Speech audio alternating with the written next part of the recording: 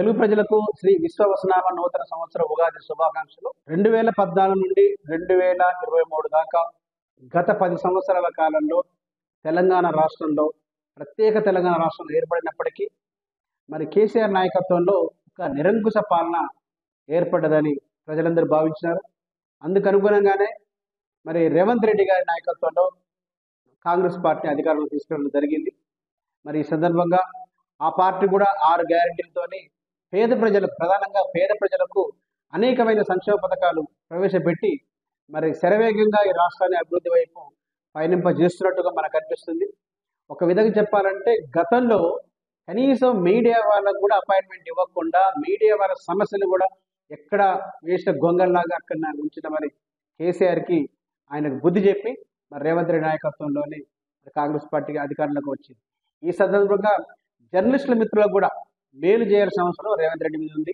అదేవిధంగా నిరుద్యోగులకి ఇక్కడ ఉద్యోగాల్లో భర్తీ చేస్తూ కొంత మేలు జరుగుతున్నప్పటికీ ఇంకా నిరుద్యోగులు ఎవరైతే నిరుద్యోగ వృత్తి కానీ కొన్ని ఏదైతే అంటే ప్రధాన హామీలు ఇచ్చినవన్నీ కూడా అమలడానికి సాధ్యం కాదు, కానీ కొన్ని హామీలన్నా నెరవేర్చినట్టయితే ఈ రాష్ట్ర ప్రభుత్వాన్ని కూడా ప్రజలు దానికి సంపూర్ణంగా మద్దతు తెలిపి మరి వచ్చే 5 సంవత్సరాల్లో కాకుండా కూడా ఇంకా 5 సంవత్సరాలు కూడా పరిపాలించడానికి కూడా ఈ ప్రభుత్వానికి అవకాశం ఇచ్చడానికి ప్రజలు సిద్ధంగా ఉంటారు.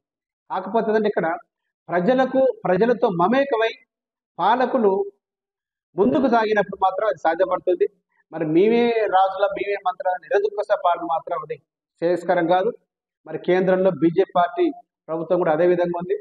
గతంలో ఆంధ్రప్రదేశ్లో జగన్మోహన్ రెడ్డి ప్రభుత్వం అదే విధంగా ఉండే, కేసీఆర్ ప్రభుత్వం అదే విధంగా ఉండే.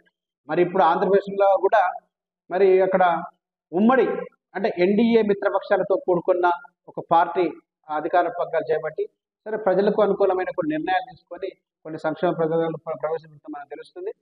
సరే అటు ఆంధ్రప్రదేశ్లో కానీ ఇటు తెలంగాణ కానీ ప్రధానంగా తెలుగు రాష్ట్రాల ప్రజలకి మనం ఇక్కడ మేలు జరిగితే మా ఎస్టెన్ టీవీ ఛానల్ నుంచి కూడా హర్షిస్తుంది. ఈ సందర్భంగా మరి ఈ ఇరు రాష్ట్ర ముఖ్యమంత్రులు కూడా ఆ దిశగా ప్రయత్నం చేస్తారు, పయనిస్తారని చెప్పి ఆశిద్దాం. మరొకసారి ప్రపంచంలో ఉన్న తెలుగు ప్రజలందరూ కూడా మరి నూతన సంవత్సర ఉగాది శుభాకాంక్షలు తెలియజేస్తూ సెలవు తీసుకుంటాం. జై హింద్. తెలుగు ప్రజలకు శ్రీ విశ్వవసునామ నూతన సంవత్సర ఉగాది శుభాకాంక్షలు.